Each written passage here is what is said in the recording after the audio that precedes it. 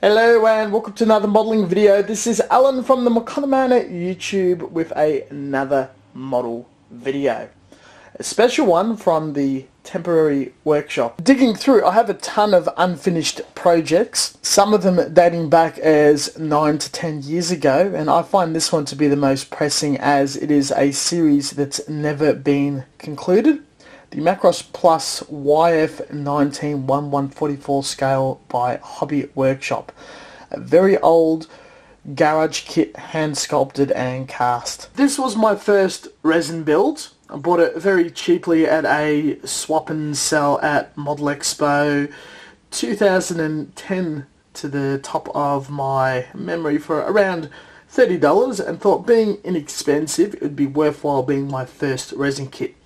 I applied a ton of online research through forums and websites of having an idea of how to do resin, and attempted it while videoing and giving advice at the same time. It was a learning curve for me and the audience at the time, as there was not any resin work in progress videos on the platform in English at the time. A lot of the advice was pretty good, but we stopped at the pinning stage as the painting was a bit overwhelming, as I was still new to airbrushing and not too sure how to move on from there. Now, with quite a few resin kits under my belt, I exactly know what to do to finish, as well as make a review for the video. What I could see definitely from my eye is, due to products that I no longer use, I could see a few imperfections on the surface of this white resin, and to the untrained eye it's very hard to see where you've gone wrong and where you've gone right. Even with a lot of these recast panel lines being sunken and whatnot, and where I've sanded, this video will focus on applying a primer all over the resin to see where I've gone wrong, where the seams are split, where the detail is incomplete, does the model still look good flush, fix them, and then reprime them to see if it's ready for paint. What I did in preparation was apply masking tape back then in areas that are going to be glued, probably with epoxy back then. It melts paint, so I'll be using PVA glue instead. You can also see that I've added some aftermarket wheels from a completely different vehicle kit. They're slightly big. Being a vintage subject, I don't think that's much of a problem. Where there are very strong joints such as metal or thick resin, I have applied an alligator clip to hold and paint.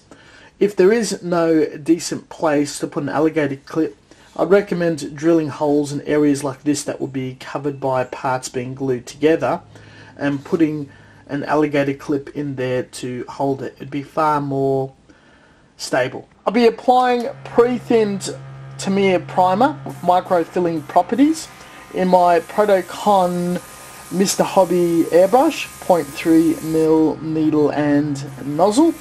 This has all been donated to me in the Royal Max portable airbrush. I'm using a budget extractor booth, and it's just being pumped straight outside the house. If the part is too hard to mount or you can't get to all the sides, paint a portion of it, sit it down and allow it to fully cure, and during another session you can paint the rest or other parts and hold it where you've just sprayed it. Allow sufficient time to dry on the pegs before handling. As the pegs weren't very big to hold, I have removed them as soon as possible to prevent them from pinging across the room at a later date when I'm gone. Interestingly, my sanding, washing and preparation was very good. I'm not seeing any tiger's eyes, and the paint is not lifting. I'm very happy. There is some glue splatter. The seams are very rough due to a coarse use of putty, some leftover putty, and the seams re-splitting. I'm going to mark all these imperfections out with a pen and then fill them, followed by sanding them and re-priming. You can see where my efforts have been actually truly terrible. Using a paint marker or a Gundam marker, I've highlighted all the areas that has some sort of problem. We've got gaps in the seams. Another one over here. Also around the engine bit, it's quite rough with excess glue. Same goes on the bottom. This one I completely missed, a parting line on the thruster. This side has some rough bits that need sanding, but this bit has another parting line and a gap near the tail. Opposed to using a thicker evaporative lacquer putty, I'm going to be using Mr. Dissolved liquid putty to fill in all the joints. Silky, very, very soft, and sand away at a later date. The application method would be toothpick and Q-tip. The putty has been applied in a way that it's not obstructing any detail but covering all the surfaces that needs to occur. As you could probably start sanding it in a few hours, it'll still be quite soft and willing to tear and remain imperfected. I'm going to leave it for a couple of days to fully cure and harden. In the meantime, I'll do some other neatening up before the final sand. Utilising a range of sandpapers from 300 grit down to polishing stage, we have removed a sufficient amount of material with the putty and primer.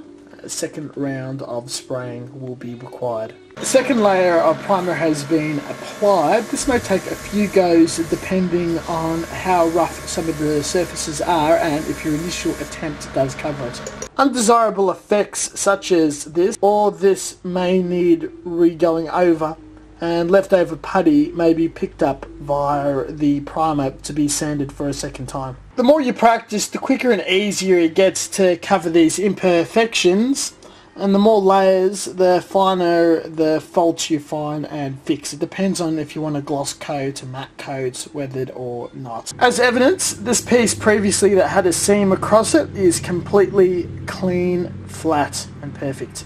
Second round of sanding, as there's less faults, I'm able to focus more carefully in the finer sections I picked up with the primer and sand all the correct details, but also not sanding in areas that are rich in detail to completely wipe it out. As some of these parts are very, very thin, such as the wings, I'm not going to be scribing any further and will risk losing the panels due to how thin this material is. I did a fair amount of polishing as well. Third coat of primer, only 2 or 3 spots had the minorest of flaws and they've been touched up with putty. At this stage we're only sanding localized areas and touching up those bare areas removed with sandpaper to raw resin with the airbrush, saving material instead of sanding the whole piece down and repainting the whole piece down. At this case we've only got 3 blobs of putty. The next sanding and painting session should be very quick. Picking up the project for the final sand, and the amount of sanding, rescribing detail and putting down primer has given a new texture to the model, being so smooth and polished. The surface almost seems soft and painted in scale and not so much rough or cast in resin. We'll have a look at it when it's all done. After 3 passes, it's normally absolutely perfect, and this is looking fantastic. Being a very aged and brittle resin, I've still got 1 crack that's formed and 1 pit on the underside. A final touch up of those isolated areas and a spray in the immediate zone. Final application, and we can see there's no pits, no cracks, and it is absolutely perfect and complete. Here is the final layout of parts after all of our work. You can see that the lines are still crisp. We can't see any of the join pieces. It's all one chunk of resin. Tamiya or automotive primer sticks and etches to resin quite nicely. If you were to use the Mr. Hobby stuff, it has a habit of lifting unless you use their specialty primer blend. Guy Notes also works wonderfully on bare resin, and we are ready to go straight to the painting stage even tonight as the parts are still fresh. This concludes cleaning up, filling any imperfections and priming your resin parts tutorial. Thank you for watching, and until next time, stay tuned for further content. Check out the description below for social media links and whatnot. We'll look at painting it next time. Thank you very much, and catch you guys next time.